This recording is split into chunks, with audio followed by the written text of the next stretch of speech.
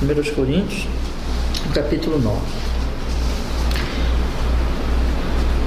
Não sou eu apóstolo, não sou livre, não vi eu a Jesus Cristo, Senhor nosso?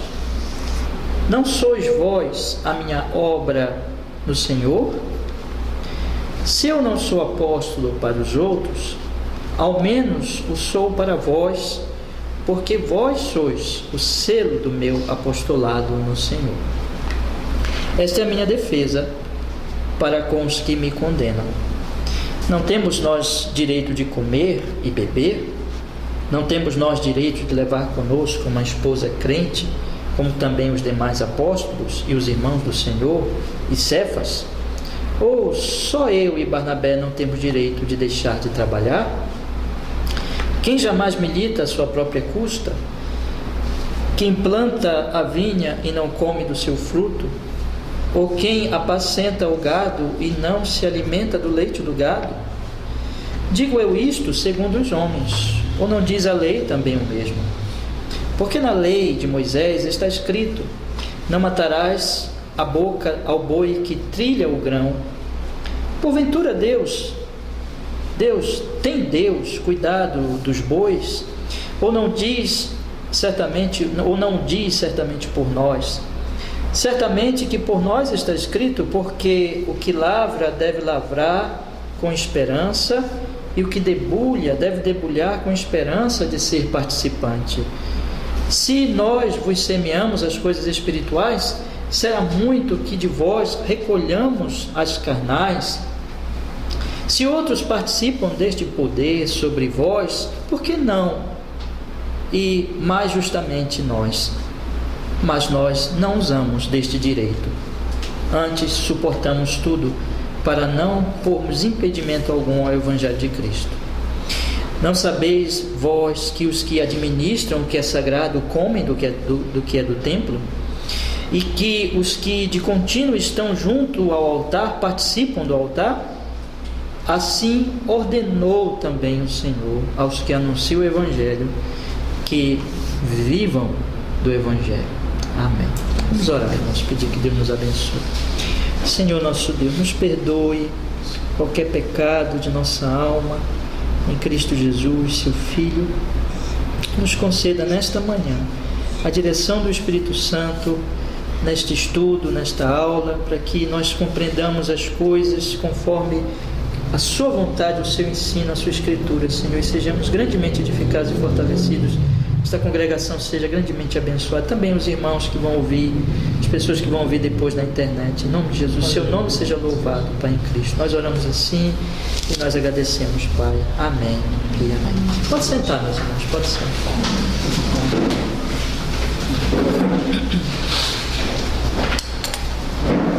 Irmãos, hoje eu quero falar com vocês. Nós estamos ainda dando alguns estudos complementares a respeito da nossa confissão de fé, dentro da doutrina da nossa confissão de fé.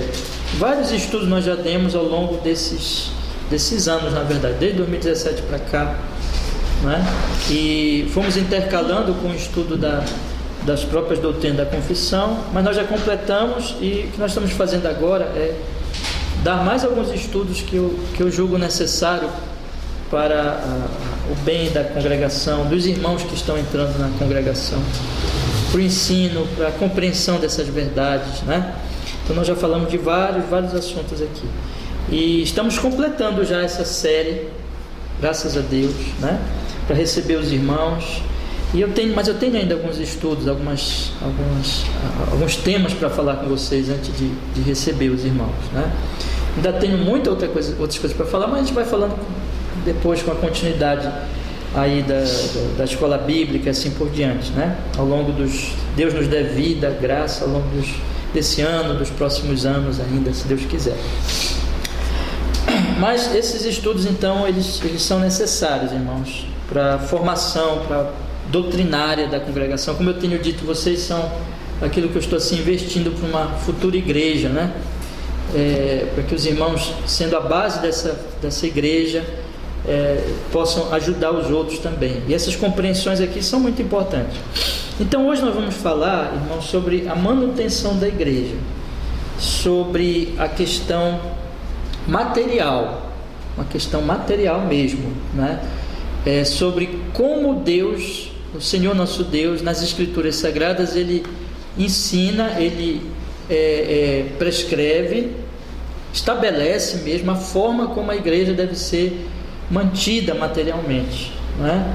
A igreja, por exemplo, nas Escrituras, ela não vai ser mantida por outras pessoas que não sejam os crentes, que não sejam aqueles que fazem parte da igreja de Deus, né?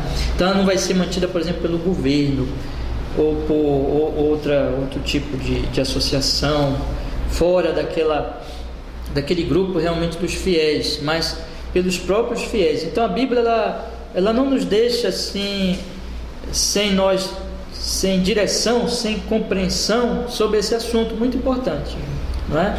Agora deixa eu falar uma coisa para vocês ainda como uma introdução. Vocês devem ter percebido, tem irmãos aqui conosco já há vários anos, e tem vocês que são um grupo, vamos dizer assim, mais recente, que estão já há alguns anos já, desde 2017, né? Estudando conosco a confissão e todos esses temas. Vocês devem ter percebido que praticamente nós não falamos aqui a respeito de arrecadação, né? Muito raramente falamos de dízimos, de oferta, de arrecadar dinheiro, e nós temos seguido uma linha, vamos dizer assim, dentro dos próprios cultos, em que nem mesmo nos cultos nós temos assim, do culto propriamente nós temos um momento em que nós recolhemos ofertas, né? Eu tenho seguido essa linha já na congregação já há alguns anos, porque acredito que seja melhor, mais sábio, e que também, vamos dizer assim, irmãos, seja mais conforme o princípio geral das Escrituras, né? Não que eu esteja dizendo que outros irmãos, que outras igrejas que recolhem ofertas, que tem momento de oferta no culto, a maioria das igrejas tem aquele momento de recolher ofertas no culto, não que esteja dizendo que essas igrejas estão erradas ou que seja antibíblico que eles estão falando, né? Mas eu vejo esse aspecto de recolher a oferta durante o culto, ou deixar o local como nós fazemos. Nós temos o gasofilácio, onde as pessoas podem depositar suas ofertas, então não colocar exatamente no culto esse momento. Eu vejo isso como uma questão indiferente. O ofertar, o dizimar, indiferente no sentido que pode fazer parte do culto em si ou não, né? Não existe uma prescrição clara nas Escrituras, a meu ver, de que deve ser feito no culto propriamente ou não, né? Mas que deve ser feito, ou seja, o recolhimento de arrecadação para a manutenção da igreja é alguma coisa que está estabelecida na Escritura, e é disso que eu vou falar hoje, mas que não seja necessariamente no culto. Pode ser, e não tem problema que seja feito durante o culto, eu não estou dizendo que é errado, irmãos, mas não é alguma coisa assim que seja um mandamento que deve ser feito no culto. E eu tenho preferido não fazer no culto, nós temos preferido porque nós acreditamos que vai tocar mais na questão da voluntariedade. É sobre isso muito que eu quero falar também hoje, da questão de ser voluntário, de fazer alguma coisa,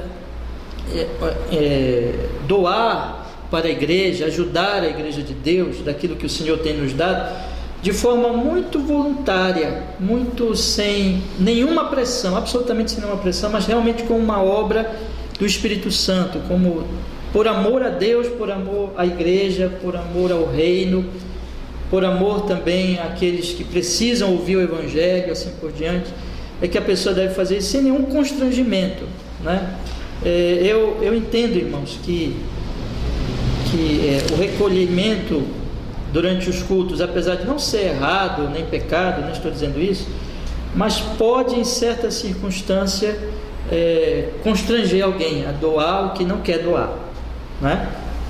Então nós temos preferido, irmãos, que a pessoa faça totalmente voluntário.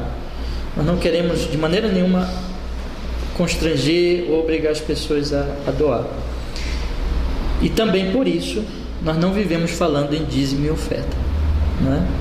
Então nós raramente falamos do assunto. Só vou falar do assunto se eu chegar num versículo que fale do assunto, né?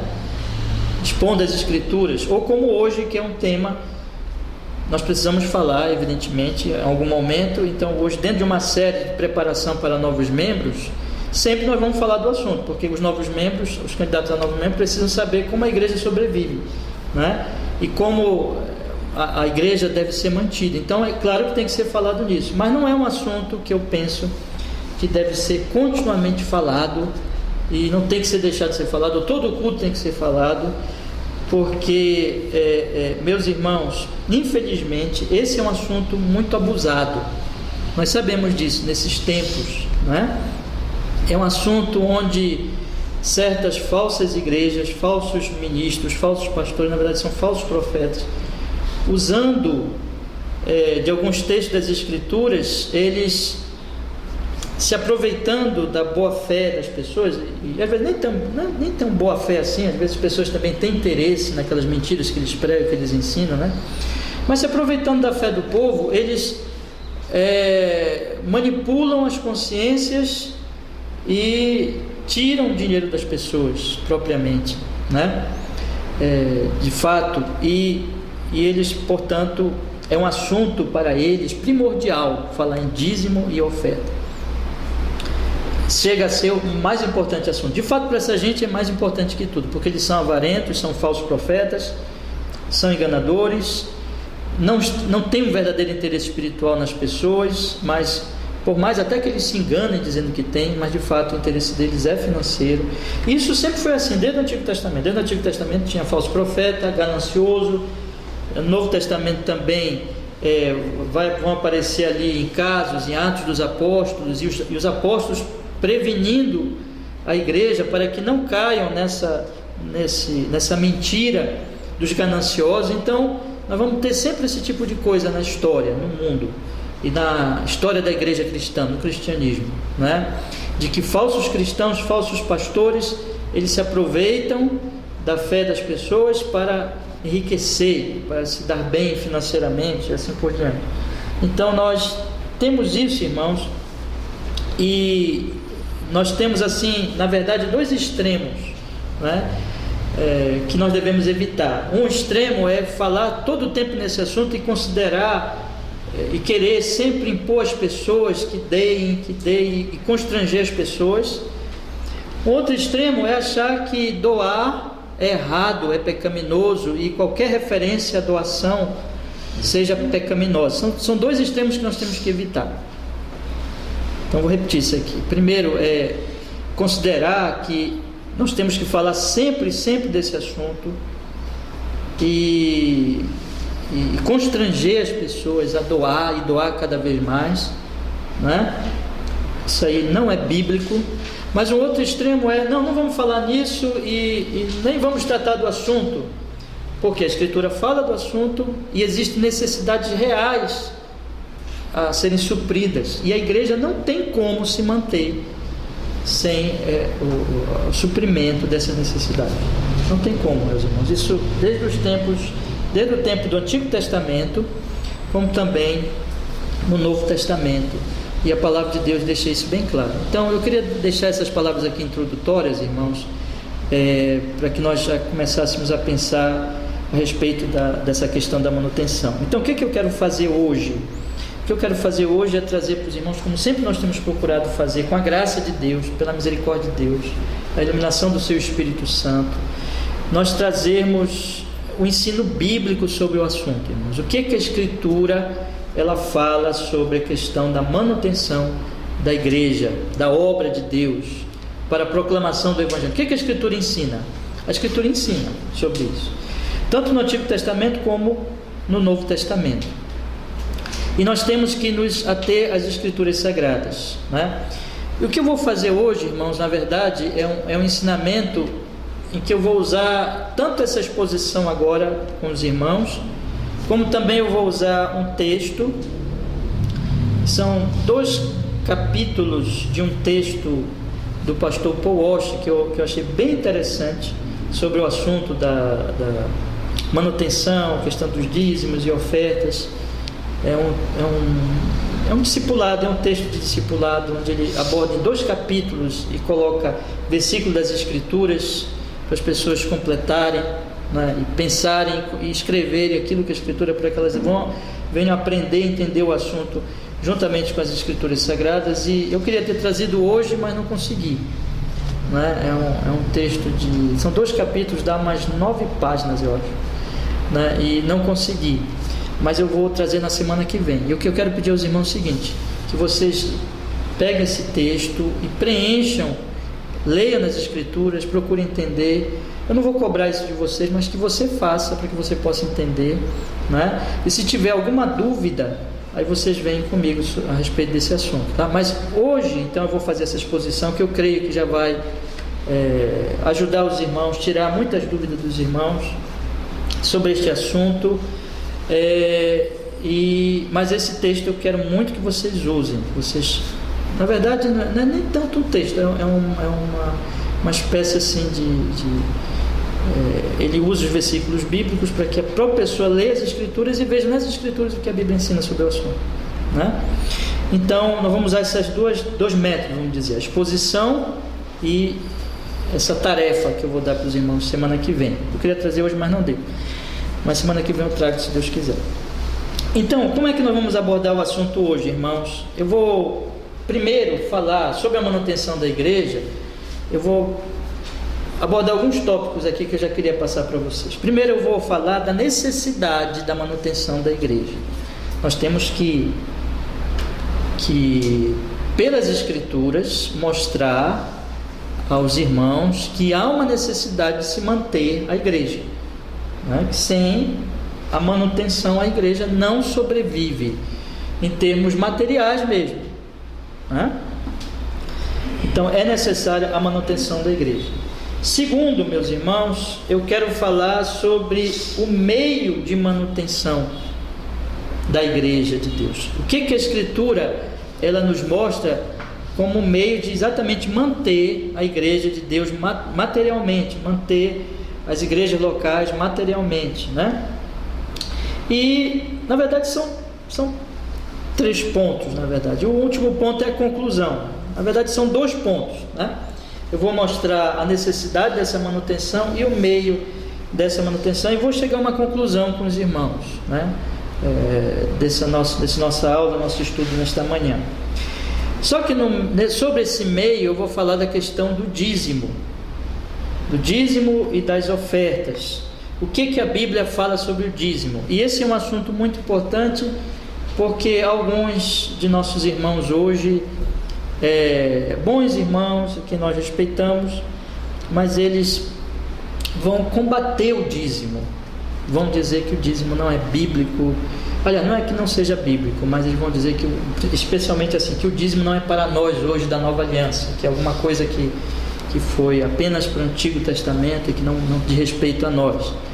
Então nós discordamos dessa posição, e eu vou procurar mostrar aos irmãos o que as Escrituras ensinam sobre o assunto. Então, o que eu posso dizer para vocês já antecipando é que o meio bíblico do sustento da obra de Deus sempre foi o dízimo, sempre, desde os tempos antigos, na verdade, de Abraão. O dízimo aparece e é mostrado por todas as Sagradas Escrituras, né? Mas existe sim uma mudança entre o Antigo e o Novo Testamento em relação ao dízimo. Há sim uma mudança, né? Mas essa mudança não é uma negação em si do dízimo, mas vamos dizer assim, é uma mudança mais do coração. Eu vou falar disso para os irmãos, porque no Antigo Testamento, a lei, a antiga aliança, nós já estudamos aqui. Eu preciso explicar ainda melhor sobre a questão do aliancismo, a antiga aliança, a nova aliança. Mas no Antigo Testamento, Deus estava trabalhando muito ali com não regenerados. A antiga aliança, ela tinha regenerados e não regenerados. Então, evidentemente que tem uma diferença na operação de Deus em relação à lei de Deus, e isso inclui o dízimo. Há uma diferença entre o Antigo e o Novo Testamento, mas a questão não é tanto combater o dízimo em si, mas a mudança que vai ocorrer no novo é que a questão do dízimo, das ofertas, das doações vão ser lidadas, vão ser tratadas com pessoas regeneradas, porque na nova aliança todos são regenerados, o que não acontecia na antiga aliança, né? Mas eu vou explicar essas coisas aí na medida que nós formos meditando no assunto. Então vamos para o meu primeiro ponto, irmãos, sobre a necessidade da manutenção da igreja. E eu comecei aqui exatamente com esse trecho das Sagradas Escrituras, onde o apóstolo Paulo ele fala do direito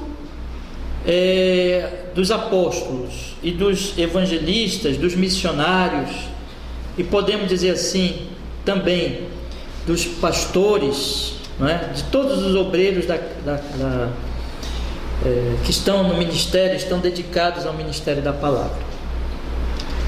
Existe um direito. Observe o que o apóstolo Paulo ele diz aqui no versículo 12: se outros participam deste poder sobre vós, por que não e mais justamente nós? Mas nós não usamos deste direito, antes suportamos tudo para não pormos impedimento algum ao Evangelho de Cristo. Aqui foi uma questão que Paulo diz assim: Paulo não nega o direito, mas ele diz que ele não usou do direito, mas o direito existe. Nós sabemos que existem direitos e deveres, né? Então, todo ser humano na sociedade ele tem direitos e deveres. Ele tem direitos a algumas coisas, mas ele tem deveres também, né? E exatamente os deveres é que mantêm os direitos. Essas coisas se relacionam. O filho, por exemplo, tem direito de ser protegido. A esposa, uma parte mais frágil, estamos aqui sobre masculinidade e feminilidade, tem direito de ser protegida.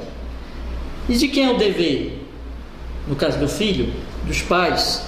De quem é o dever no caso da esposa, do marido? Então essas coisas estão relacionadas. O direito de um é dever de outros, e todos nós estamos envolvidos em direitos e deveres, né? Então o que Paulo vai tratar aqui é que nós temos certos direitos, e ele vai tratar especificamente aqui de um direito, que é o direito ao sustento. Os apóstolos e os evangelistas, os missionários daquela época, do capítulo da igreja primitiva, eles tinham direitos ao sustento. Por quê, irmãos? Porque é alguma coisa que nós podemos dizer assim, mesmo natural, que não pode ser negada. O apóstolo Paulo ele vai dar aqui alguns exemplos que ele vai dar. Por exemplo, ele diz aqui no versículo, eu vou ler todo o trecho para nós compreendermos isso aqui. Por que ele tem esse direito? Bom, esse direito foi dado por Deus, evidentemente, de ser sustentado, mas esse direito também tem a ver com alguma coisa absolutamente necessária. Há uma necessidade. A necessidade também tem a ver com o direito. Então, quando você tem um direito, você também tem uma necessidade. Eu tenho direito a alguma coisa. Então, se eu tenho direito a alguma coisa, eu tenho necessidade desta coisa, de ser suprido nisso. Então, vou usar de novo o exemplo da mulher e da criança. A criança é frágil. Ela tem necessidade de quê? Proteção. Então, ela tem direito também. Então, esse direito e necessidade são coisas que estão relacionadas. A mulher mais frágil, ela tem necessidade de proteção do marido, ela tem direito. Essas coisas estão relacionadas. Então, o que Paulo vai falar aqui, irmãos, é a respeito do direito, mas que está relacionado de maneira natural, óbvia também, a questão das necessidades. Então, vamos observar. Ele diz aqui no primeiro versículo: não sou eu apóstolo, não sou livre, não vi eu a Jesus Cristo Senhor nosso, não sois vós a minha obra no Senhor. Se eu não sou apóstolo para os outros, ao menos o sou para vós, porque vós sois o selo do meu apostolado no Senhor. Esta é a minha defesa para com os que me condenam. Ele diz assim: não temos nós direito de comer e beber. Veja, direito, necessidade. Ele precisa comer e beber. Ele não tem direito disso, como apóstolo que ele é. São perguntas retóricas, que já vem com a resposta, né? Então, não temos nós direito de comer e beber? Sim. Não temos nós direito de levar conosco uma esposa crente, como também os outros demais apóstolos e os irmãos do Senhor e Cefas? Está dizendo aqui, não temos nós direito de ter uma esposa e de que essa esposa também nós possamos sustentá-la? Nós não tenhamos preocupação de que ela vive em necessidade por causa do nosso trabalho, mas que ela possa ser também suprida e nós possamos ter uma esposa, porque esposa de respeito que há uma necessidade também. Uma pessoa é mais fácil alimentar, duas é mais difícil. Então o que Paulo está dizendo aqui é o seguinte: eu tenho direito de ter uma esposa e que ela seja suprida. Eu tenho direito de ter condições de ter uma esposa para que ela não tenha necessidades.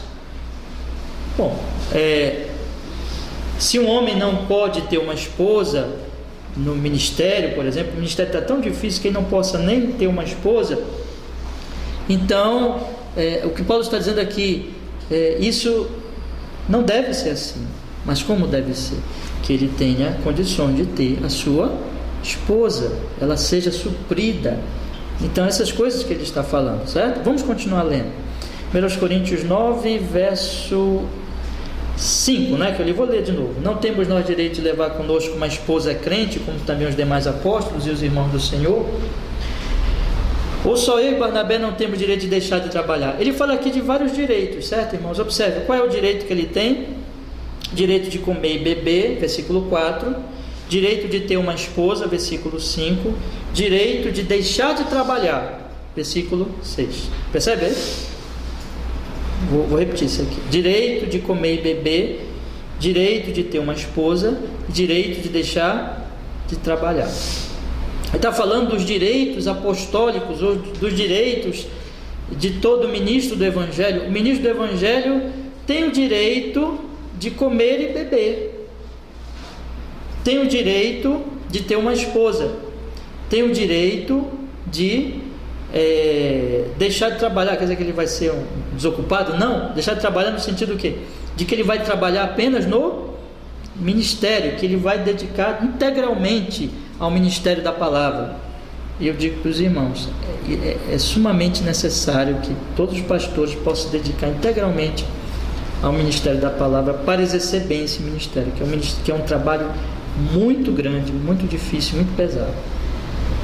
Então, o que ele está dizendo é o seguinte aqui, irmãos, que eles devem, é um direito de comer e beber, ter o que comer, ter o que beber, ter uma esposa e que ela seja suprida, evidentemente ter filhos também, e que eles sejam supridos, né?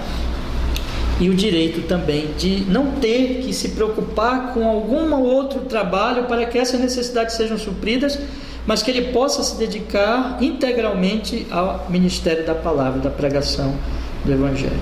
Direitos, certo? Aí Paulo continua dizendo, olha, eu repito isso aqui, direito tem a ver com necessidade. Então ele tem necessidades de comer e beber. Ele é um apóstolo. E ele está falando aqui também de Barnabé, que não era propriamente um apóstolo, um dos 12, e Paulo, mas era um missionário, e era podemos dizer até um apóstolo no sentido de enviado, de missionário, de alguém que vai proclamar o Evangelho. Ele está falando, na verdade, de todos aqueles que vão proclamar a palavra e viver dessa proclamação. Então eles têm direito a comer e beber, tem necessidades, todo mundo precisa comer e beber, todo mundo precisa comer e beber. Se a gente não come e bebe, o que acontece conosco? Vamos ficar fracos, doentes, adoecemos e morremos. Então necessidades também, tem necessidade também de ter uma esposa, uma companheira, uma auxiliadora idônea, e que ela seja suprida, necessidade também, de que seus filhos sejam supridos.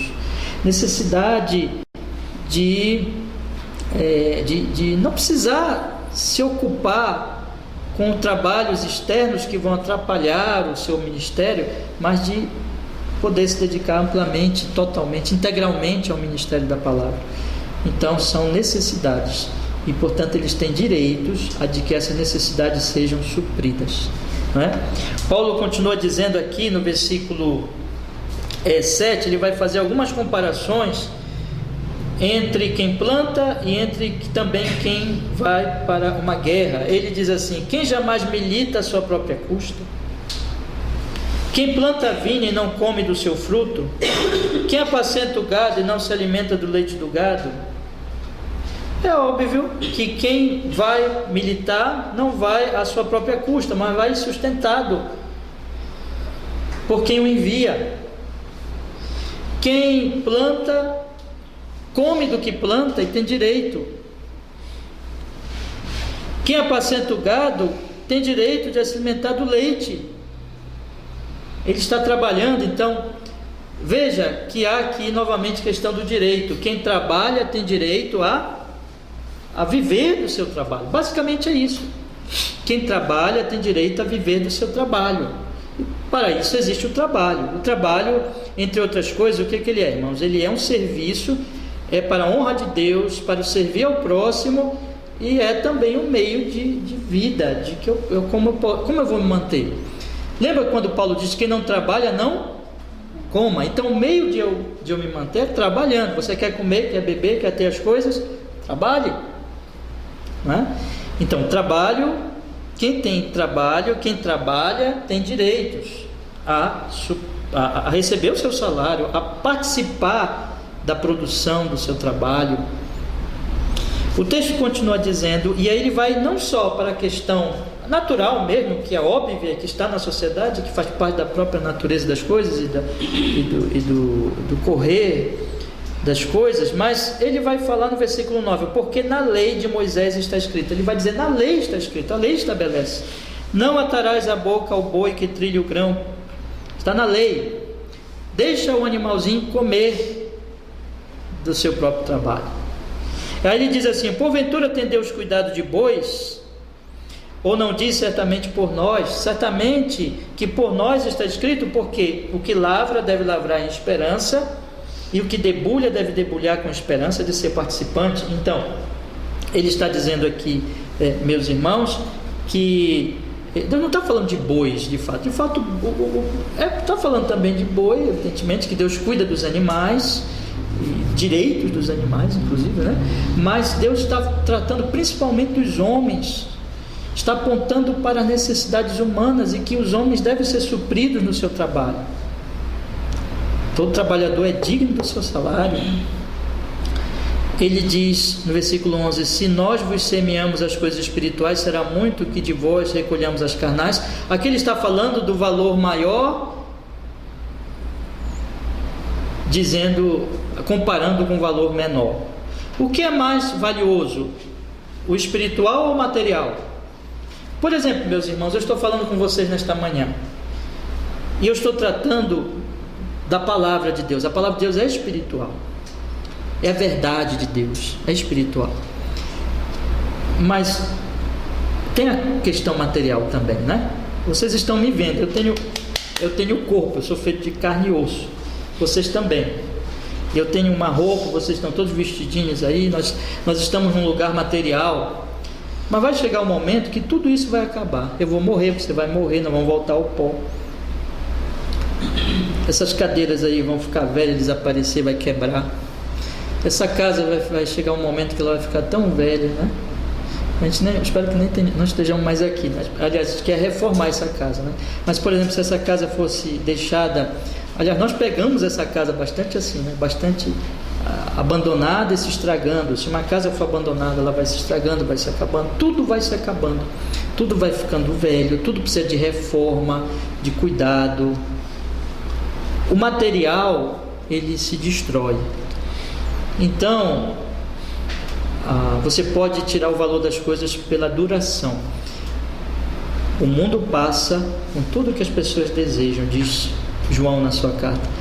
mas aquele que faz a vontade de Deus permanece para sempre.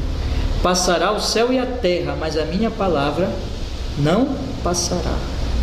A palavra de Deus, as riquezas espirituais são mais valiosas porque são eternas. As riquezas materiais vão passar.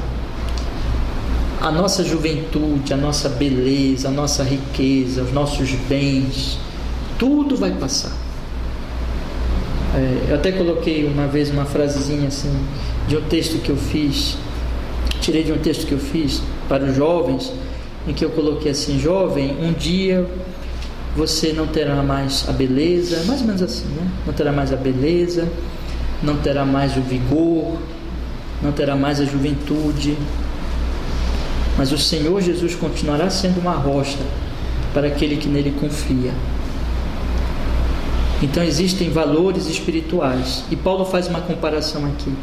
O que o ministro do Evangelho ministra? Por isso chama ministro do Evangelho. Ele ministra o Evangelho. É uma riqueza eterna.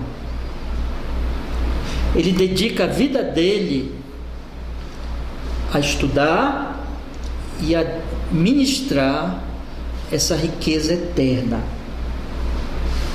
Irmãos, eu sei que há muitos falsos pastores, há muitos falsos profetas, há muitos enganadores, e que devido aos enganadores nós ficamos... Vocês estão com frio, irmãos? Tá bom?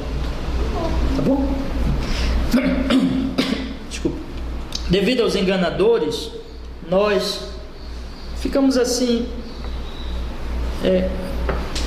É um efeito, né? É um efeito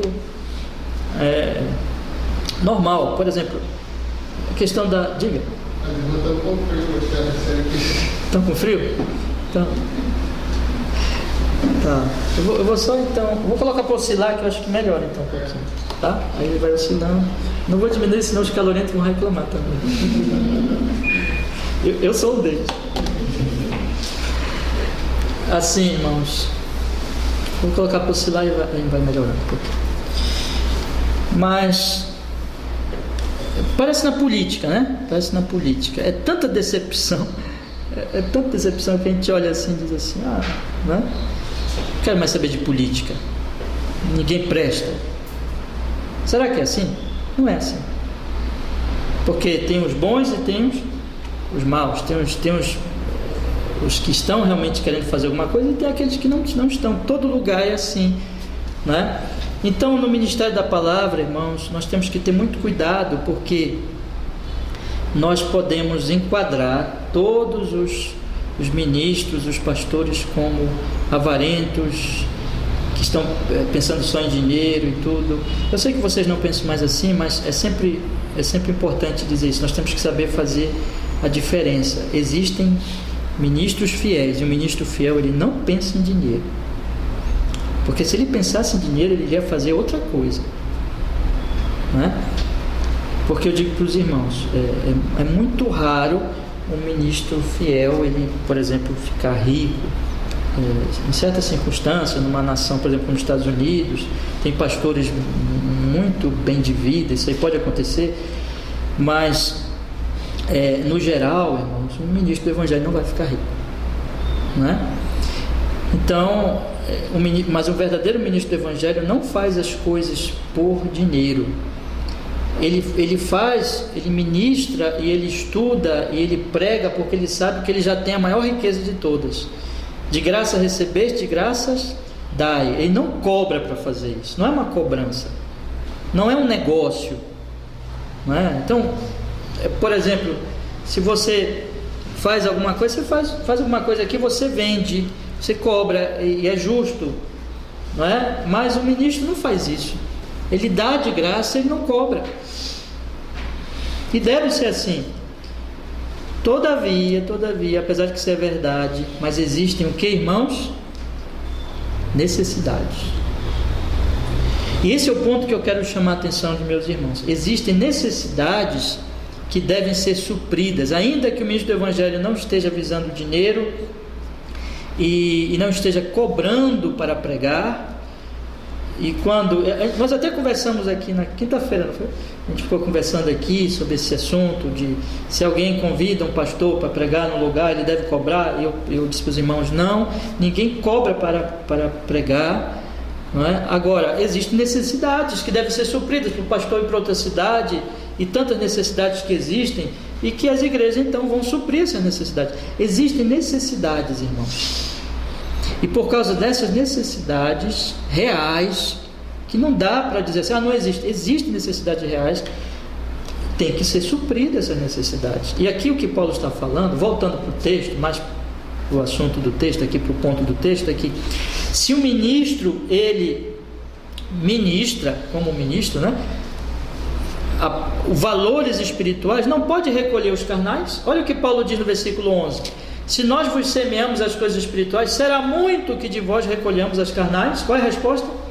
Não, porque o espiritual é eterno, mas os pastores precisam de casa, precisam de roupa, precisam sustentar a esposa, cuidar dos filhos, precisa de questões materiais. Então, existem necessidades materiais, e se os ministros vivem doando a sua vida e de graça, espalhando a boa palavra sem cobrar, seria demais que a igreja supra. Acho que eu conjuguei o verbo errado. Português é difícil. Que a igreja, seria demais que a igreja suprisse, acho que é isso, né? Suprisse as necessidades materiais dele, seria demais? Não. Se vós semeamos as coisas espirituais, será muito que de vós recolhamos as carnais? Não. Uma expressão de amor ao ministro é que a igreja diga, não, pastor, e aos outros ministros e aos missionários, que a igreja tenha essa visão de que vamos sustentar estes irmãos que estão deixando tudo para nos dar os bênçãos espirituais, para nos oferecer todos os domingos o pão da vida eterno, a palavra de Deus, dedicando as suas vidas a essa ministração. Seria demais, já que eles dão algo que é eterno, de graça, seria demais nós sustentarmos a eles com coisas materiais que vão acabar. Paulo está fazendo aqui uma comparação, né? Se eles ministram o que é eterno, seria demais nós oferecermos o que é temporal, o que é passageiro, o que é material? Não. Paulo continua falando no versículo 12: se outros participam deste poder sobre vós, por que não? E mais justamente nós. Ele, Paulo, que foi apóstolo deles, apóstolo dos gentios, pregou a eles. Outros participam, por que ele não? Mas Paulo diz, mas nós não usamos deste direito, antes suportamos tudo para não pormos impedimento algum ao Evangelho de Cristo. Paulo, porém, no caso dele específico, ele disse assim, não vou usar desse direito. E Paulo não usava desse direito. Mas isso não significa, irmãos, ele tinha razões próprias disso, mas isso não significa que o direito não há, ou que ele esteja negando o direito. Ele está afirmando aqui, há o direito. Então, ele diz no verso 13 ainda, não sabeis vós que os que administram o que é sagrado comem do que é do templo, e os que de contínuo estão junto ao altar participam do altar? Ele está dizendo assim, está falando do Antigo Testamento, como eu vou procurar mostrar aos irmãos, que o dízimos e oferta no Antigo Testamento era para o sustento daqueles que viviam no tabernáculo, no templo, viviam e se dedicavam a sua vida ao culto. Então, não sabeis que os que administram o que é sagrado comem do templo, e os que de contínuo estão junto ao altar participam do altar, participam daquelas ofertas, comem daquelas ofertas que o povo lá do Antigo Testamento trazia. E eu queria chamar a atenção dos irmãos um outro aspecto aqui, que até o pastor Paul Walsh, ele coloca no estudo dele sobre as necessidades, e ele coloca de uma maneira bem interessante. Nós temos necessidades, existe a necessidade de manter a igreja tem missionários, tem pastores, pode acontecer da igreja ter seminaristas, de ter que enviar um jovem para um seminário. A igreja tem necessidade também. No Antigo Testamento, irmãos, tinha o templo. E ele cita aqui, Paulo cita o templo. E o templo era um prédio que precisava ser mantido, precisava ser cuidado, precisava ser limpo, iluminado, suprido a necessidades. Todo prédio tem uma necessidade. E aí nós podemos fazer, apesar de que na igreja do Novo Testamento não tem templo, mas tem local de culto. A igreja primitiva, ela era perseguida, clandestina, então não tinha ainda, né, locais específicos de culto. Os crentes se reuniam nas casas e as casas se transformavam nesses locais de culto. Mas mesmo naquela época, não podemos dizer que não tinha necessidade das casas, não é? Nós podemos dizer bem isso, e vocês sabem disso. Por muitos anos o nosso culto foi na minha casa, na nossa casa, e vocês sabem, irmãos, de que ali também foi necessário o quê? Cuidar do ambiente, e isso demanda o quê? Necessidades, suprimento, melhor dizendo, das necessidades. Então, mesmo que fosse numa casa naquela época, tinha necessidade, mas hoje normalmente não é mais nas casas, não é? Pode acontecer, como conosco mesmo aconteceu, e não tem problema, o local não tem problema, mas seja na casa. Mas como hoje nós estamos aqui num local, vejam bem, irmãos, neste local, vejam quantas coisas estão acontecendo aqui, neste momento que nós estamos aqui, para podermos fazer este culto, para podermos ter este dia do Senhor e este culto. Observem que aqui nós temos lâmpadas ligadas, nós temos um ar-condicionado ligado, nós temos essas cadeiras. Nós tínhamos já algumas, mas nós tivemos que comprar cadeiras. Nós tivemos que preparar todo esse lugar que estava muito abandonado, essa casa muito suja, muito abandonada, com muitos problemas. Nós tivemos que fazer uma reforma ainda que pequena. E agora nós temos que manter este lugar, a manutenção do lugar. Aí tem PTU, os impostos, a energia que está sendo gasta, a água que tem que ser paga. Então, além limpeza, né? Tem que manter, pagar o zelador. Tem que manter tudo, né, irmão? Então, além do ministro, veja, eu quero dizer para os irmãos, além do ministro que tem que comer do seu trabalho, tem direito, vamos lembrar dos direitos do ministro, quais são lá? Comer, ter uma esposa e não precisar ter outro trabalho, mas viver do ministério. São os 3 direitos que Paulo cita aqui. Então, além dessas necessidades do ministro, ainda tem um local, que mesmo quando é numa casa, como era na igreja primitiva, vocês acham, irmãos, que aqueles irmãos que abriam as suas casas, eles estavam abrindo e doando algo, e tinham que cuidar. Como quando a igreja é numa casa, se reúne numa casa, a casa tem que ser cuidada, tem que ser mantida, demanda ali, então tem muitas demandas, muitas necessidades. E quando é um local, como é o nosso caso agora, mesma coisa e até mais, né? Então, irmãos, são necessidades que não podem ser negadas, né? O que eu estou querendo fazer aqui nessa primeira parte, eu nem sei se eu vou concluir hoje, né? Mas vamos lá. O que eu estou querendo fazer aqui nessa primeira parte do nosso estudo é mostrar aos irmãos, biblicamente, o que Paulo está falando aqui é de direitos, e direitos tem a ver com necessidades. Se eu tenho direito, é porque eu tenho necessidades que estão relacionadas a esse direito. Tenho direito de comer e beber porque eu tenho direito, aliás, eu tenho necessidade de comer e beber. Direito a uma esposa porque precisa, um homem precisa de uma esposa. Direito a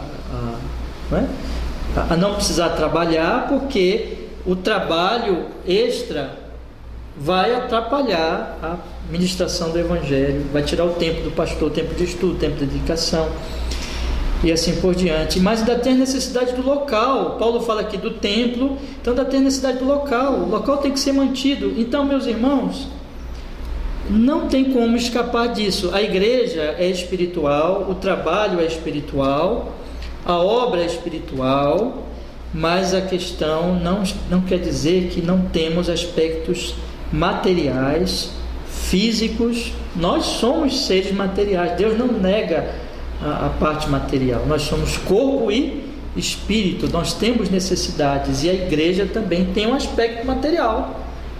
Tem os ministros que precisam serem supridos, tem os locais de culto que precisam ser mantidos. Então, o que eu quero deixar claro nessa primeira parte é que existem necessidades que devem ser supridas. Deixa eu falar uma coisa para os irmãos: se essas necessidades não forem supridas, a obra sofrerá. A obra sofrerá, porque é uma questão prática, real. Haverá sofrimento na obra. E infelizmente, meus irmãos, nós conhecemos, se divulga muito a avareza de falsos pastores, igrejas ricas, poderosas, que enganam o povo. Isso é uma realidade, mas isso não é só essa realidade. Existem ministros fiéis que estão sofrendo em necessidade, e isso é um pecado da igreja. É um pecado da igreja, porque neste caso está faltando a consciência de que qual é o meio, e eu vou falar na segunda parte, mas eu já quero antecipar um pouquinho. Qual é o meio que Deus usa para suprimento dessas necessidades? A igreja, suprindo, ofertando, doando, sustentando a obra, sustentando tanto o ministro como sustentando os locais de culto aonde os cultos vão ser realizados.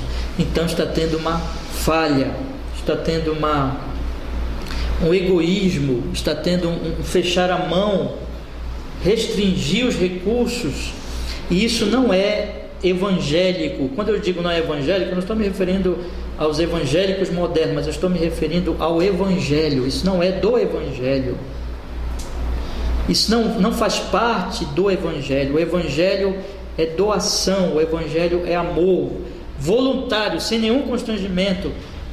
Mas se eu amo ao Senhor, eu não deixarei a sua obra sofrer, mas eu doarei dos meus recursos, eu ajudarei dentro das minhas possibilidades. Não preciso ser rico para isso. Vocês lembram da oferta da viúva pobre, né? Ela era uma pobre viúva e ela doou. Não preciso ser rico para isso, mas eu tenho que amar ao Senhor, amar a sua obra. Se existem igrejas sofrendo hoje, se existem demandas sem serem atendidas, é porque há egoísmo e há pecado por parte dos cristãos, irmãos. Isso tem que ser corrigido. Então deixa eu lhes falar uma coisa. Vocês sabem que aqui eu não falo de dinheiro, praticamente não falo. Nós nem temos, repito, nem temos um momento de doações aqui durante os cultos. Então a oferta é livre. Ali tem um gasofilácio que os irmãos podem doar. Nem temos esse momento e nem ficamos falando de dízimos, ofertas e das necessidades da igreja, assim por diante. Não vivemos falando disso, mas isso não significa que nós nunca devemos falar disso. Há um momento em que essas coisas precisam ser faladas, explicadas, ditas, meus irmãos, com clareza, não é? Tem que haver uma compreensão de que há necessidades e essas necessidades precisam ser supridas, e essas necessidades são supridas pela igreja de Deus, tanto igreja local como outras igrejas que podem apoiar e devem apoiar a obra do Senhor. Por exemplo, tem que abrir igrejas, enviar missionários, assim por diante. As igrejas têm que se unir. E eu queria, meus irmãos, meu desejo sincero, a minha oração é para que nós tenhamos essa visão altamente altruísta, amorosa, desprendida, sem egoísmo com relação à obra de Deus.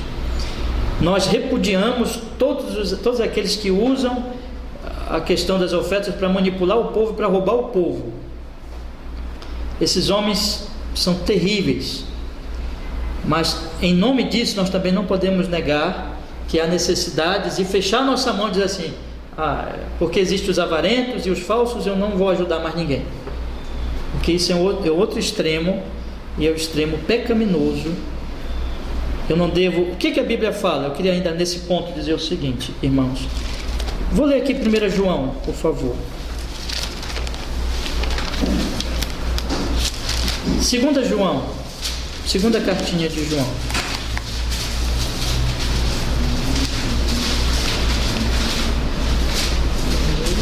2 João, versículo 9 em diante. Vamos ler, por favor. 2 João, verso 9.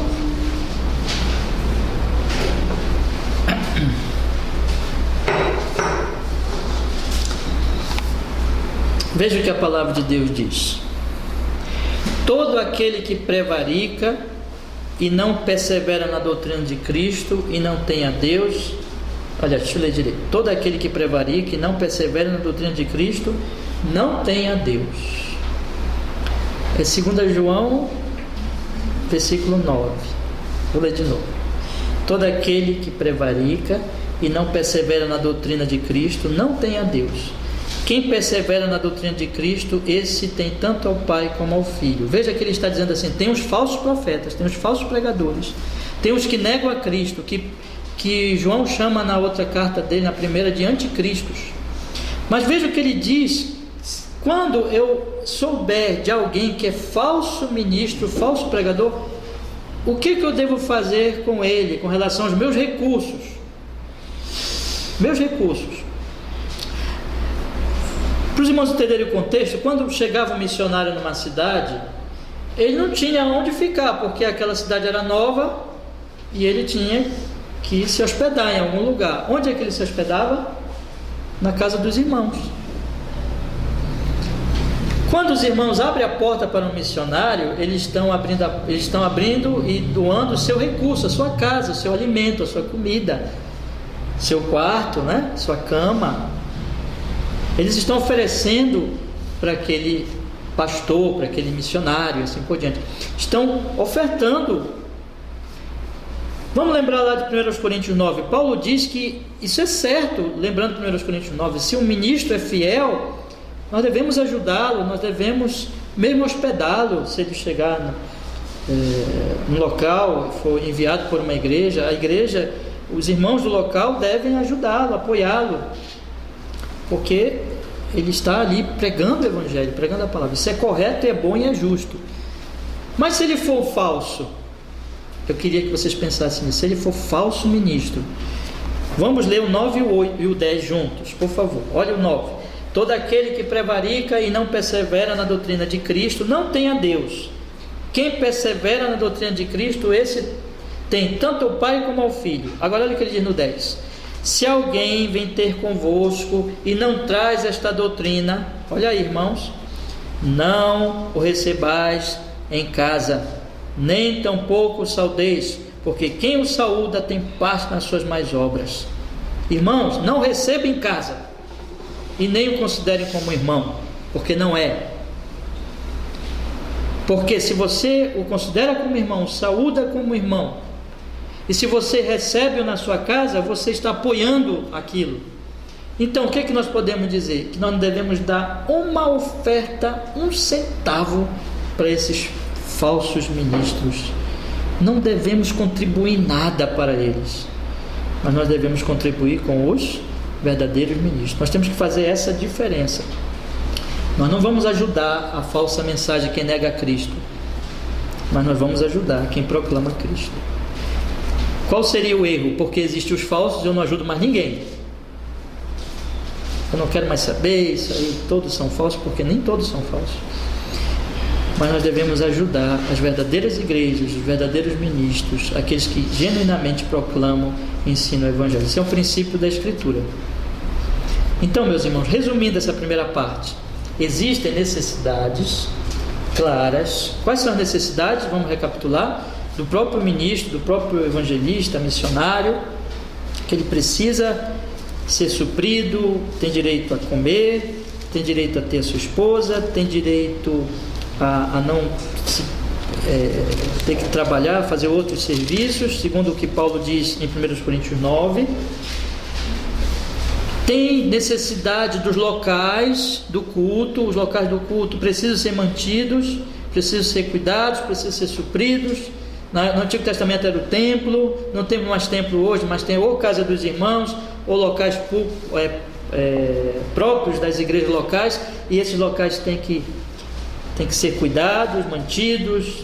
Tem um monte de necessidade, luz, impostos, temos que cuidar dos locais. Então, se ninguém ajudar, se ninguém doar, se ninguém ofertar, se ninguém dizimar, dá para fazer a obra? Não dá. É uma questão prática. Há necessidades que têm que ser supridas. Se ninguém ajudar, não vai ter ministro do Evangelho, não vai ter irmãos se preparando. Até uma coisa que eu quero dizer para vocês, seria bem interessante, por exemplo, nós temos jovens aqui, talvez futuros pastores, né, que o Senhor chame, eu não sei, Deus que vai guiar essas coisas, mas até ter essa visão de apoiar esses jovens para que eles estudem e se tornem ministros do Evangelho no futuro, sem ter que se preocupar. É uma visão, irmãos, como é que eu posso dizer, bíblica, de expansão, de proclamação, de levar adiante a palavra de Deus. Nós temos que investir nos jovens, nós temos que pensar adiante, né? Os ministros de hoje estão envelhecendo e vão morrer, nós temos que pensar adiante. Tudo isso são necessidades tanto atuais como para o futuro, além das necessidades dos locais. Então, se não houver investimento, se não existir altruísmo, mas só egoísmo, fechar a mão e dizer não, porque todos são falsos, ou porque tem muita gente falsa, não doaremos, estaremos tirando a força dos verdadeiros. Isso é um pecado contra o Senhor. E eu quero deixar bem claro para os irmãos, procurei mostrar para vocês aqui nas Escrituras, que a Bíblia fala de necessidades, e a Bíblia fala que essas necessidades devem ser supridas. Por quem? Vou voltar ao 1 Coríntios, capítulo 9, versículo 11. Leia comigo, para responder por quem, está aqui no versículo 11. Se nós vos semeamos as coisas espirituais, será muito que de vós recolhamos as carnais? Verso 12. Se outros participam deste poder sobre vós, por que não é mais justamente nós? Por que não é mais, justamente nós? Então, o que Paulo está dizendo? Quem deve sustentar a igreja, os ministros e as necessidades da igreja? Quem usufrui dos benefícios espirituais. Quem se alimenta da palavra, quem recebe a palavra, deve sustentar a parte material que vai então manter dar condições para que o ministro prossiga em oferecer o bem espiritual, o local também onde esse bem é oferecido. Então, irmãos, é uma questão bem prática e bem material mesmo, né? Então nós temos aqui, irmãos, o pastor de vocês tem necessidades, esse local tem necessidades, e quem vai suprir as necessidades daqui? São os irmãos. Então nós estamos no propósito de que logo se torne igreja, não é? Ainda não podemos, por quê? Porque nós ainda não podemos nos manter sozinhos, mas vamos chegar nesse momento. Mas isso só será possível se cada irmão estiver consciente de que, bom, eu estou aqui, eu estou recebendo a palavra de um ministro que se dedica à palavra, que tem necessidades materiais, precisa comer, beber e tem suas necessidades materiais. Eu estou no lugar em que há demandas e há necessidades a ser supridas. Essas lâmpadas estão ligadas, esse ar-condicionado está ligado, esse prédio precisa ser mantido. Quem manterá? Somos nós que estamos aqui. São os que usufruem dos bens espirituais, devem manter a questão material, porque senão, meus irmãos, não poderá ser feito. Eu digo aos irmãos que essa congregação só existe Eu queria lhes dar uma questão de um testemunho, de um exemplo prático. Deixa eu lhes falar uma coisa. Nós estamos nesse trabalho como congregação desde 2011, mas esse trabalho vem de antes. Só de nós termos contato com irmãos batistas reformados já vem desde 2009, né? Os mais antigos sabem disso. Mas vem de antes. Então, eu digo para vocês, quando eu olho para o passado, eu quero dar esse testemunho, e como exemplo, eu só estou aqui, e nós só estamos aqui, porque pessoas nos ajudaram. Deus moveu pessoas, irmãos, né, para nos ajudarem até aqui. Até aqui nos tem ajudado o Senhor, mas Ele usa as pessoas, irmãos. Ele toca nos cristãos, Ele move corações. Então, eu posso dizer aos irmãos com grande alegria no coração, de 2011 para cá, nós tivemos muitas lutas, dificuldades, mas o Senhor nos manteve, nos sustentou, inclusive o nosso ânimo, a nossa fé, a nossa perseverança. E de 2017 para cá, que vocês mais recentes estão vindo, o Senhor tem derramado tantas bênçãos, tantas misericórdias, não é? Que eu digo para vocês, é Deus. Mas quem que Ele usa? Irmãos de outras igrejas que têm nos apoiado, irmãos que ofertam, irmãos que estão começando a frequentar a igreja, que têm ofertado, que têm feito doações. Tudo que nós fizemos aqui nesses últimos 2 meses, principalmente foi de trabalho. Irmãos doaram a sua força física, o seu talento, vieram trabalhar aqui sem cobrar nada.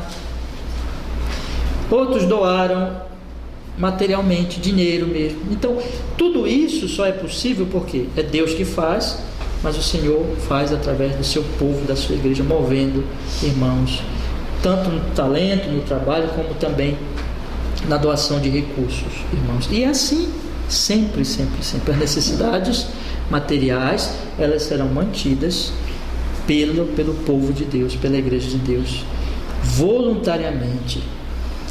Vocês são testemunhas, e aqui eu estou colocando isso como exemplo, de que nós não colocamos ninguém na parede para fazer doações, mas mostramos sim as necessidades, e as pessoas foram doando voluntariamente, meus irmãos, seu trabalho, por amor a Cristo. Isso é um exemplo do que acontece sempre e de como a obra se mantém, e assim será. Então, existe necessidade. Essas necessidades serão supridas pelas pessoas que recebem a palavra de Deus, conforme o versículo 11, bem espiritual, eterno. Elas doam então bens materiais para manter a obra, e assim que vai continuar, certo? Então, quem mantém?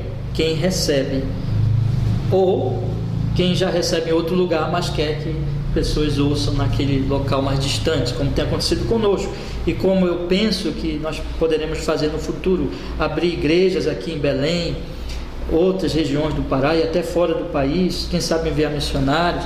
Está tendo aí a Comunhão Batista Reformada na nossa região, os pastores estão se unindo. Enfim, meus irmãos, temos que ter aquela consciência de que se nós fecharmos a nossa mão, nós estaremos pecando contra o Senhor. Se formos egoístas, avarentos e não amarmos realmente a obra, estaremos pecando contra o Senhor. Mas o altruísmo, a doação, o coração, aquele que dá com alegria, esse estará realmente fazendo a obra de Deus. E como eu quero mostrar ainda nesse estudo, o Senhor abençoará. Tá bom? Então essa é a primeira parte, tá? Agora eu vou prosseguir. Eu sei que eu não vou conseguir falar de toda a questão do dízimo, mas eu vou começar a falar agora do meio que Deus usa. Já falei da necessidade, já mostrei que as necessidades elas são supridas pela própria igreja de Deus. Agora, qual é o meio? Como é que Deus faz, ou nos orienta nas Sagradas Escrituras, para que essas doações sejam feitas? Como elas devem ser feitas? Como elas devem ser administradas? Qual é o meio que Deus então prescreveu na sua Escritura para que essas necessidades sejam supridas? Evidentemente pela igreja, como eu procurei mostrar, que vai sustentar. Mas como isso deve acontecer, irmãos? Aí nós entramos no assunto do dízimo e da oferta, não é? Aí é o meu segundo ponto. Na verdade eu tenho 2 pontos, né? A necessidade e o meio. Então vamos falar, irmãos, dos dízimos e da oferta. Bom, sobre o assunto do dízimo, como eu já comentei aqui para os irmãos, existe uma polêmica sobre a questão do dízimo. Alguns vão dizer, repito, né, que eu disse ainda há pouco, bons irmãos vão dizer que o dízimo ele é alguma coisa da lei e que não deve ser para nós hoje, né? Mas eu quero mostrar para vocês que essa é uma visão equivocada, que biblicamente falando, o dízimo ele permanece, não no sentido de uma lei imposta, mas no sentido da voluntariedade e de um padrão bíblico que vai aparecer nas Escrituras todo o tempo. Um padrão, vamos dizer assim, de generosidade daqueles que amam realmente a obra de Deus, né? Eu vou procurar mostrar isso para os irmãos agora. Então vamos falar, irmãos, qual é o meio que Deus usa para suprir a necessidade da sua obra? Bom, deixa eu responder isso aqui e eu vou procurar provar nas Escrituras. O meio é o dízimo. É o dízimo, né? Dízimo e ofertas. Podemos colocar assim, de uma maneira, vamos dizer assim, mais didática para esclarecer, né? Então, existe o dízimo e existe as ofertas. Sobre o dízimo, eu vou separar o assunto em 2 pontos. Primeiro, o dízimo no Antigo Testamento e o dízimo no Novo Testamento, tá? No Antigo Testamento, quando é que o dízimo aparece, meus irmãos? Veja, o dízimo ele vai aparecer na Bíblia Sagrada antes da lei de Moisés. Antes. Então, alguns desses irmãos vão dizer assim: o dízimo passou porque o dízimo é da lei. Bom, a questão é o seguinte: o dízimo vem antes da lei. Ele aparece antes da lei de Moisés. Então, nós temos o dízimo já em Gênesis 14, 20. Vamos ler. Com quem aparece primeiro? Vocês devem saber disso já, mas vamos ler. Gênesis 14, 20.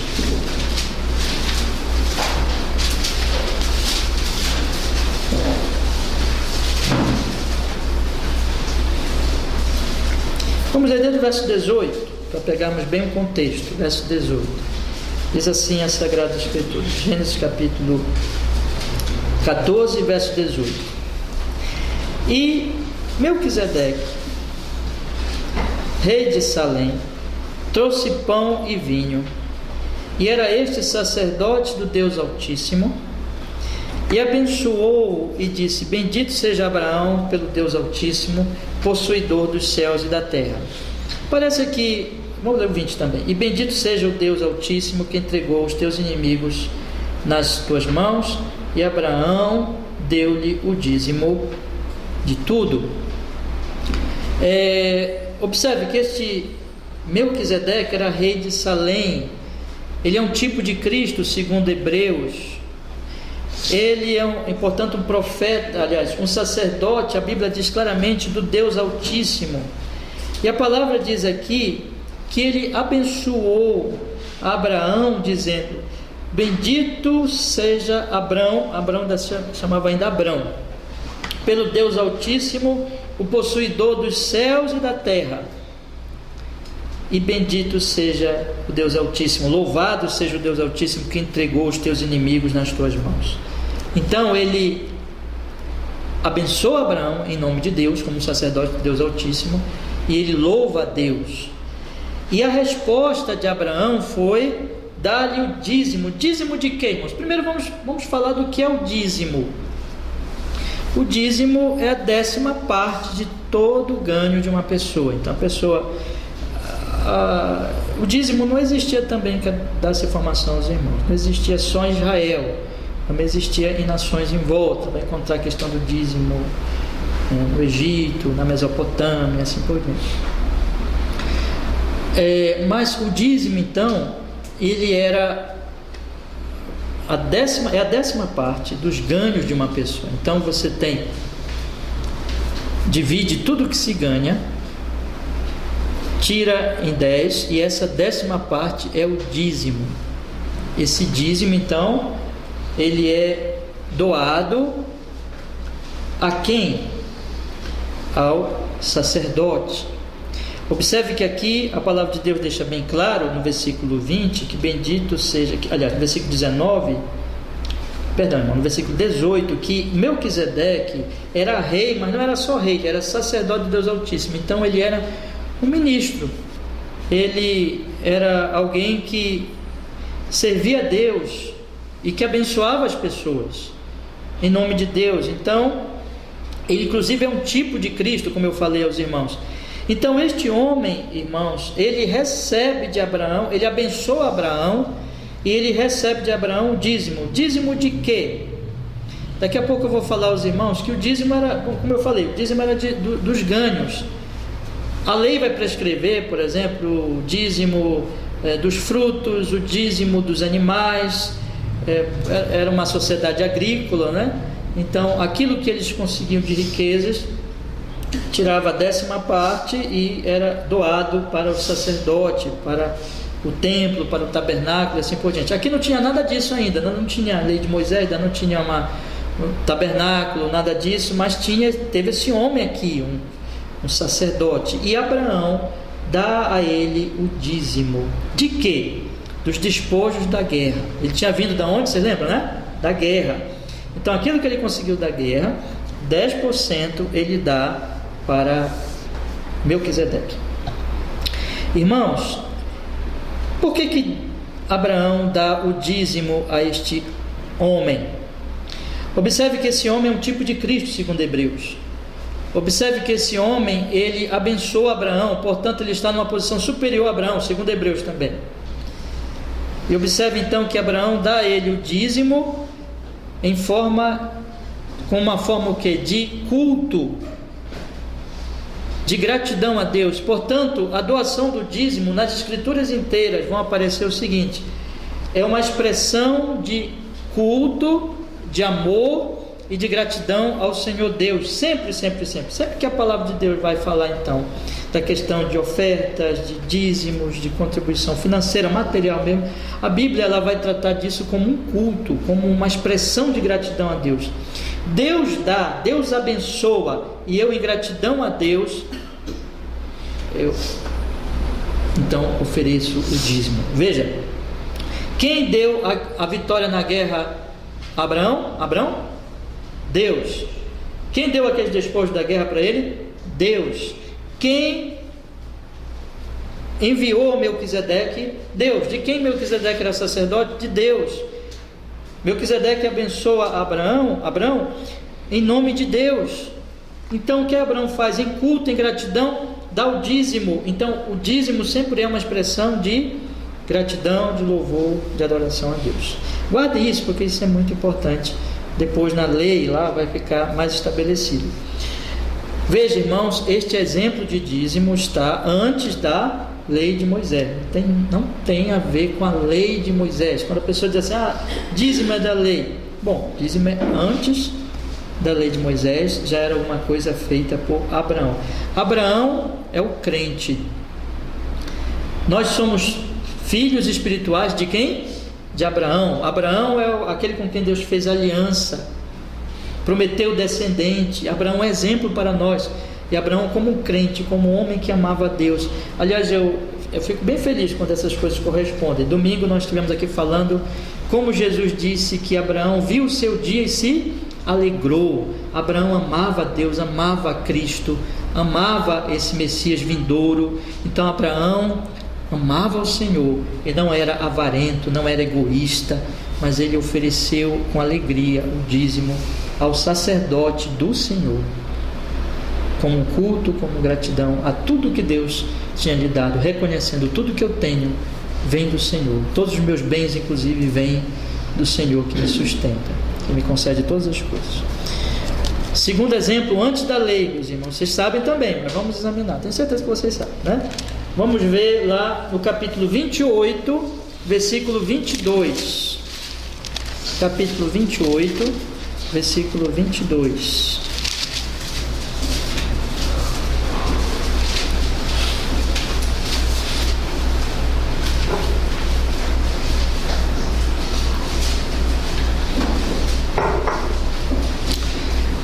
Gênesis 28, 22.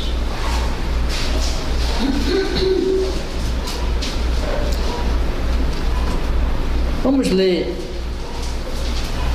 A gente pegar bem o contexto, meus irmãos, vamos desde o verso 12. Você sabe que Jacó estava fugindo do irmão dele, estava indo para a casa da mãe, estava peregrinando. Aí ele dormiu na viagem. Versículo 11 em diante, vamos ler o 11, diz assim: chegou a um lugar onde passou a noite, porque já o sol era posto. Tomou uma das pedras daquele lugar e a pôs por seu travesseiro e deitou-se naquele lugar. E sonhou, e eis uma escada posta na terra, cujo topo tocava nos céus. E eis que os anjos de Deus subiam e desciam por ela. E eis que o Senhor estava em cima dela e disse: eu sou o Senhor Deus de Abraão teu pai, Deus de Isaque. Esta terra em que estás deitado darei a ti e a tua descendência. E a tua descendência será como o pó da terra, estender-se-á ao ocidente, ao oriente, ao norte, ao sul. Em ti e na tua descendência serão benditas todas as famílias da terra. Eis que estou contigo e te guardarei por onde quer que fores, e te farei tornar a esta terra, porque não te deixarei, até que haja cumprido o que te tenho falado. Irmãos, Jesus vai mostrar aqui, o Evangelho de João, que aqui é uma referência a Cristo. Esse sonho dele, que ele viu uma escada posta na terra, na verdade essa escada posta na terra é a ligação, Cristo é essa ligação entre nós e o Pai, né? Então Cristo estava aqui sendo revelado para Jacó. Quando Jacó acordou, no versículo 16, acordando pois Jacó do seu sono, disse: na verdade o Senhor está neste lugar e eu não sabia. E temeu e disse: quão terrível é este lugar, este não é outro lugar senão a casa de Deus, e esta é a porta dos céus.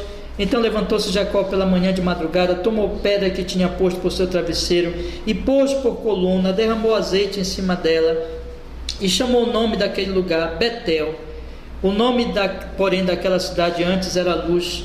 E Jacó fez um voto, veja o voto de Jacó dizendo: se Deus for comigo e me guardar nesta viagem que faço, e me der pão para comer e veste para vestir, e eu em paz tornar a casa de meu pai, o Senhor me será por Deus, e esta pedra que tenho posto por coluna será a casa de Deus, e de tudo quanto me deres, certamente te darei o dízimo. O dízimo. Então veja, irmãos, vocês sabem quem era Jacó. Jacó era esperto, mas Deus está convertendo Jacó. Jacó era enganador, enganou seu próprio irmão, mas Deus está operando a graça em Jacó. E o enganador não quer doar nada, quer tirar dos outros.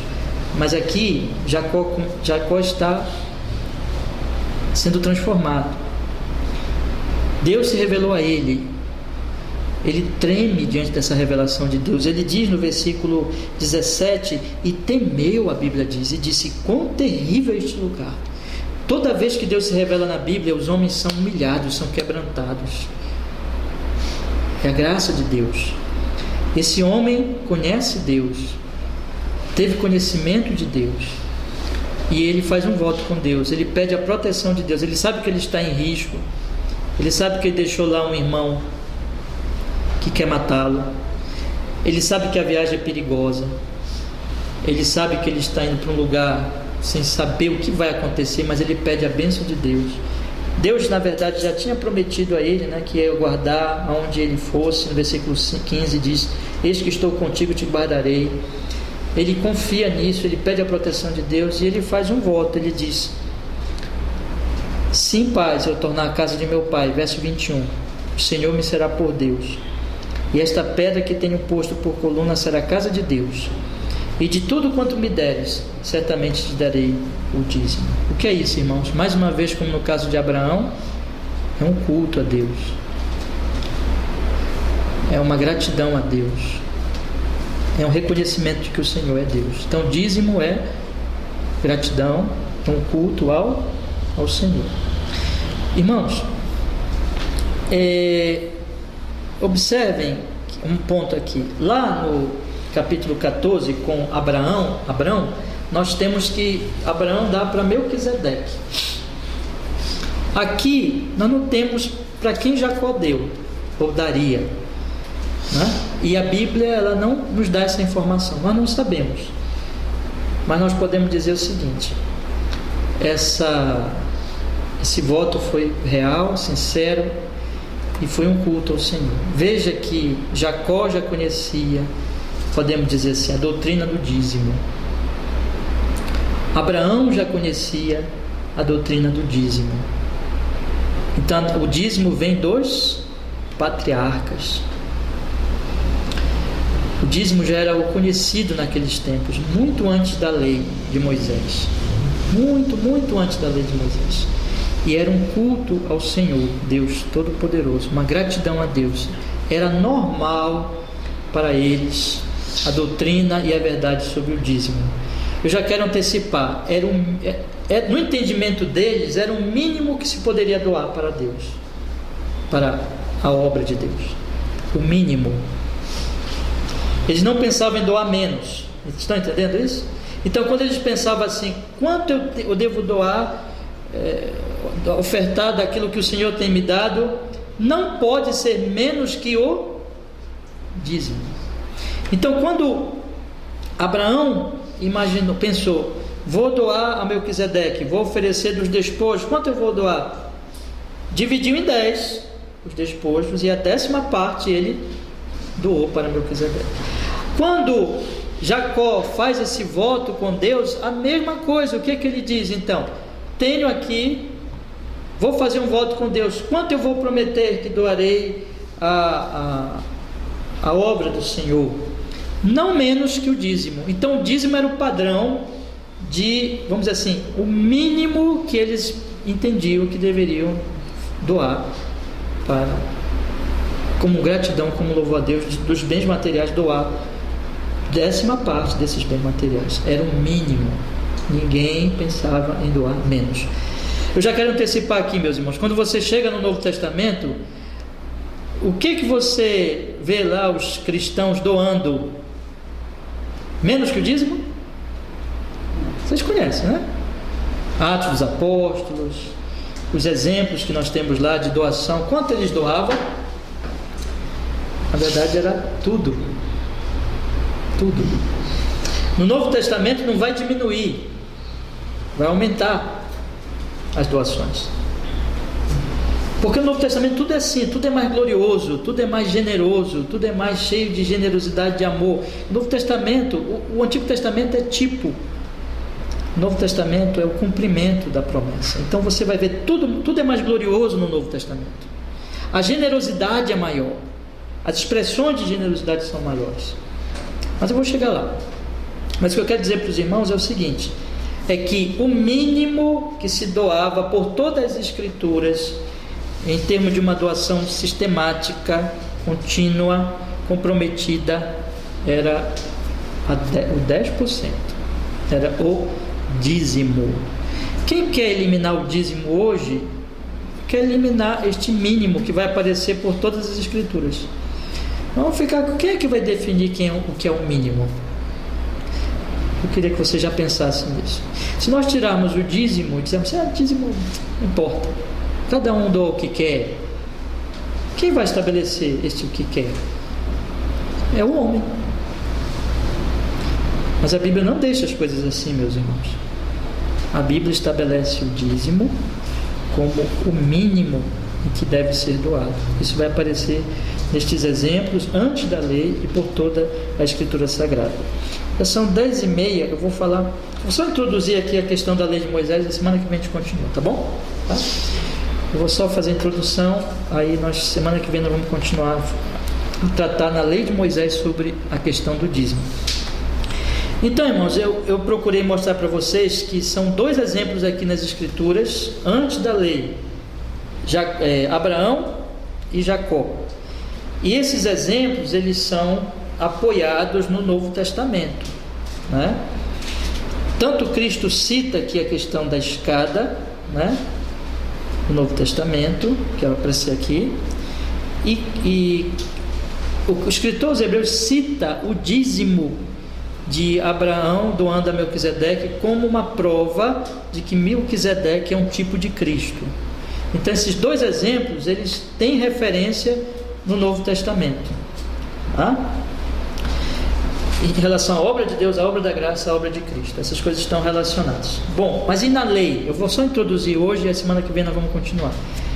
O que a lei faz, irmãos? A lei, ela vai organizar, a lei de Moisés, como era próprio da lei de Moisés, ela vai organizar, ela vai sistematizar a doutrina que já existia, a doutrina do dízimo. Ela vai colocar os seguintes pontos aqui, que semana que vem eu vou falar. O que é o dízimo? A quem deve ser dado o dízimo? Para que é o dízimo? Ela vai tratar então dessas três questões a lei, né? Vou repetir aqui. O que é o dízimo? A quem deve ser dado o dízimo? E para que? Qual o propósito? Para que é o dízimo? A lei vai sistematizar. E já na lei, quero antecipar também, semana que vem vou explicar isso melhor. Já na lei nós temos o seguinte, irmãos, que o dízimo, ele é uma expressão de amor a Deus e de generosidade com relação ao próximo. Na verdade, toda a Escritura Sagrada, ela vai sempre se relacionar às duas tábuas da lei. E Jesus resumiu as duas tábuas da lei em 2 mandamentos. Quais são? Amar a Deus sobre todas as coisas e ao próximo como a si mesmo. Deixa eu explicar aos irmãos uma coisa. Na medida que eu vou me aproximando do Senhor, amando ao Senhor, eu vou me tornando mais generoso materialmente. A Bíblia inteira ela está cheia de demonstrações disso. Uma pessoa muito egoísta, avarenta, mal fechada, é de Deus? Pense nisso. Ama ao Senhor? Uma pessoa, por exemplo, que nunca ela pensa em dar uma ajuda à igreja. Uma pessoa que absolutamente nunca pensa na necessidade dos irmãos da igreja, dos pobres da igreja. Ela ama ao Senhor? O que a Bíblia vai mostrar é o seguinte, que se nós amamos ao Senhor, nós vamos ser generosos, altruístas, nós vamos abrir as nossas mãos, nós vamos ser desprendidos, nós vamos oferecer dos nossos recursos, nós vamos amar o próximo de forma prática. Eu vou só lembrar vocês 1 João. João diz: não amemos de palavra nem de língua, mas de fato e de verdade. Se o irmão chega e tem uma necessidade, eu digo: irmão, tudo bem, vou orar por vocês só. E não me importo realmente com a necessidade dele, e digo vou orar mais para escapar daquela situação. Onde está o amor? Então o que a Escritura vai mostrar, irmãos, é que isso envolve a doutrina do dízimo, das ofertas, que isso está relacionado às duas tábuas da lei, o culto a Deus e a questão da generosidade ao próximo. Bom, vamos parar por aqui hoje. Semana que vem, se Deus quiser, nós vamos falar da doutrina do dízimo, das ofertas na lei de Moisés, e depois entrar no Novo Testamento e concluir o assunto com a doutrina correta da palavra de Deus, o meio que o Senhor nos deu para mantermos a igreja, o ministério, o local de culto, as necessidades dos pobres e assim por diante, como o Senhor nos ordena e nos prescreve. E semana que vem eu continuo, e é até bom também, porque aí eu trago o texto do pastor Paul Walsh para os irmãos terem mais um meio de reflexão. Vamos orar, irmão, vamos pedir que o Senhor nos abençoe. Ó Senhor, muito obrigado, porque nós pudemos nesta manhã estudar, Senhor, a sua santa palavra tão maravilhosa sobre esse assunto tão precioso, Senhor, um assunto sério, um assunto que tem a ver com a manutenção da pregação, Senhor, da proclamação da tua palavra. Ó Deus, nos faz entender a importância deste assunto, e que nós possamos, Senhor, com alegria cada vez maior, com amor, doar a tua obra, doar aos humildes, aos pobres, e que a sua misericórdia, a sua bênção esteja cada vez sobre nós, nos fortalecendo, nos abençoando nessas coisas em Cristo Jesus, e que o teu nome seja louvado na nossa generosidade. Nossa generosidade seja um exemplo para o mundo, seja um exemplo para outros cristãos, e o Teu nome santíssimo seja glorificado em todas essas coisas, Senhor. Nós oramos assim em Jesus. E perdoa a nosso egoísmo, nosso fechar a mão quando assim fizemos, sendo o Senhor pensando em nós e não no próximo, mas que o Senhor nos fortaleça cada vez mais na palavra da verdade em Cristo Jesus, na generosidade desta palavra. Em Cristo oramos e agradecemos, Senhor. Amém e amém. Graças a Deus.